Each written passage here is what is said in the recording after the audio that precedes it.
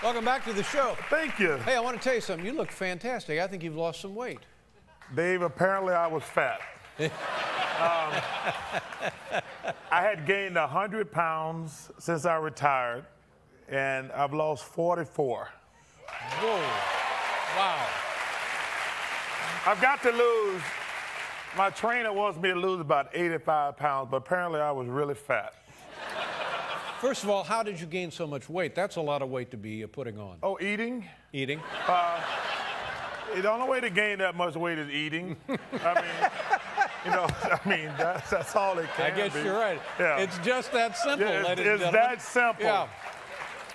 Now, how do you go about taking it off? I'm working out about 5 hours a day. Mm-hmm. I got to ease up on the potatoes, ease up on the pasta. Clearly you can't be eating a lot of cookies and candy. First of all, that was a dirty trick to put the cookies in my locker room. I have to always be on guard. I can't ever let my guard down. Well, that's the problem. I've had this discussion with a lot of people, and it comes down to the cultural dynamic of food and nutrition in this country. What does that mean? It means what you said. Everywhere you go, there are cookies, for God's sake. There are cookies. Yeah. And I tell you what, there's two things, oatmeal raisin and white chocolate macadamia nut cookies. Call the cops. Oh. Call the cops. Oh, my God. But I had to turn it off when I went in the dressing room. I was like, oh, my God. Yeah. But you know, and you probably know this as well, the less of that stuff you eat, the less you want of it. That's not true. That's not true. Now, we got a guy on our staff who weighed to 360 pounds. Wow. Yeah, 360 pounds. So he went on a diet where he eats nothing but wheatgrass. You know what wheatgrass is? What is that? It's grass, and then they juice it. And it's the juice of the wheatgrass, and he eats nothing but that, and he's lost 103 pounds. 103 pounds. He don't eat anything but wheatgrass? That's it, yeah. Have you ever had it? What a damn fool.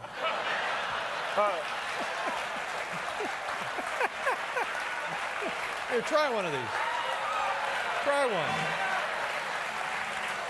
I'm telling you, this is as bad as you'll ever taste. Honestly, just toss it right back. It's awful.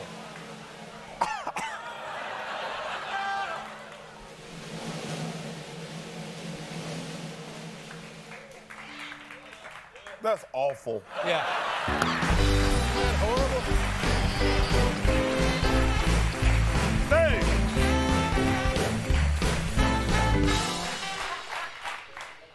It was two of them there. I know, I'm saving one for our... We have other guests. Who is that guy, anyway? Who is the guy who eats that? He's right over there. Eddie Brill. Right there. That guy right there. Lost 104 pounds. Congratulations on the weight loss. Yeah. Isn't that awful? Wow. All right, now straighten me out on something, and I think you're the guy to do this. I can't tell you how disappointed, discouraged, and outraged I was about LeBron James jumping ship and going to Miami. Well, LeBron, I'm not upset he went to Miami. I'm upset the way he handled it. I think, number one, he should have called the Cavaliers in advance. And that little decision thing was very silly. LeBron, I think he's the best player. I think he's a great kid. I wish he had stayed in Cleveland because he could have made that city rise up. Because he made that city into the place to be the last 7 years. And now it's back to being Cleveland. Yeah. You're right. Now, is he... Well, you're absolutely right. Is he better than Kobe Bryant? I think he's better than Kobe Bryant. I think Kobe's a better closer. Kobe Bryant, I would never say this, that anybody's comparable to Michael Jordan, but Kobe Bryant's the closest I've ever seen. He is spectacular. Yeah. Now, listen, I think that he should have said, okay, his contract was up. Is that what the deal was? Yes. Okay, let me sign. I'll sign for Cleveland for 2 more years. He's still going to be a kid at the end of 2 more years. Yes. If we haven't won the title in 2 more years, there's not a fan in Cleveland, not a fan in Ohio that would begrudge him free agency or taking a job someplace else. But, you know, at this point, give it one more shot. I mean, they've been in the playoffs, they've been in the playoffs, they've been in the playoffs. But as you know, Cleveland, he pretty much took the heart out of that town. Well, I think if you win a championship in Cleveland, it would have did so much just for the whole city. Sure. But they haven't won anything since Jim Brown was there. And there's no, well, I can say that it ain't like you got to win the championship. Yeah. I mean, it helps. Yeah. Excuse me. But, you know, it would have been some honorable about trying to bring a championship. Oh, for God's sakes, he would have been such a hero if he had stayed, if he had turned down all the opportunities and stayed in Cleveland and said, by God, this is where I was born, this is where I played my high school basketball, and I'm going to stay with Cleveland, just another contract extension. And that would have been incredible. And the world would have said, wow, that's really admirable. That's right. That's exactly right. But he did. Yeah. And hey, listen, I wish him nothing but the best, but it would have been great for him to stay in Cleveland. Yeah. But how can you wish him the best? Because this, to me, this was,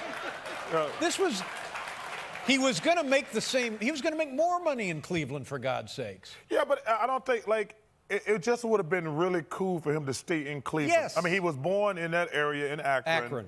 And Cleveland lived and died with him. That's right. Their whole face for that city was LeBron James. Right. And like I say, he's going to do well in Miami. But Miami's had, you know, they've had a bunch of things. I mean, they're in Miami, so they're going to have a good time. Yeah. Yeah. If he had stayed, I'm telling you, if he had stayed in Cleveland, his status as a human being, forget as an athlete, his status as a human being would have elevated beyond anything we've ever seen in basketball. I 100% agree with that. Yeah. Do you know LeBron? I know him vaguely. Yeah. I like him. See, he's been on the show many times, and I've said so many negative things about him now, he'll never come back. Oh, really? He'll never come back on this show. You know, LeBron, he needs to come on your show. I'm going to Boston. I'm going to talk to him. I'm going to get him on your show. You cover nigga. Now listen, you be here with him.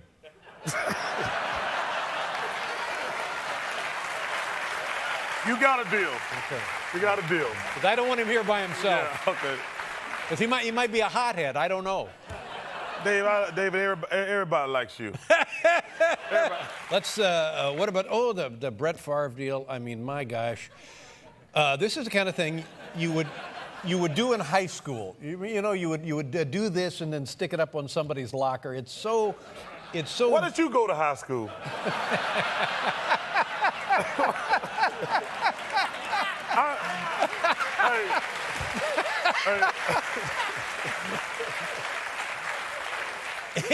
It's such a juvenile thing to have done, if in fact he did it. Have you ever heard of any of this nonsense before?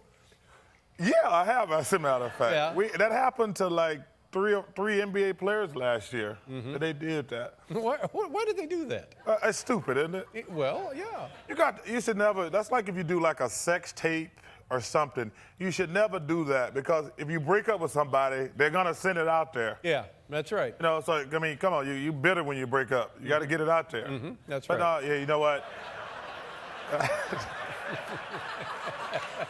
You know what? I feel bad for Brett Favre, because I'm a big Brett Favre fan. But they got him right now, boy.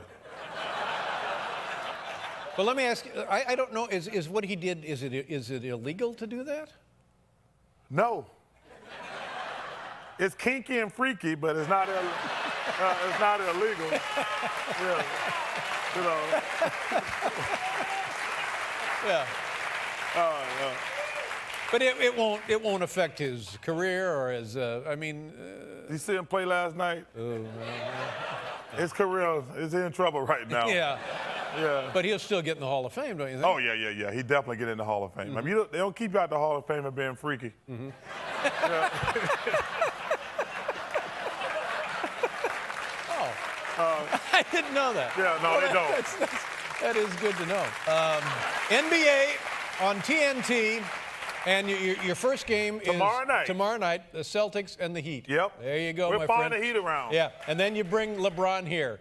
Me and LeBron coming back, and I'm going to try to get Brett Favre, too. No. Yeah. Charles Barkley, everybody. We'll be right back.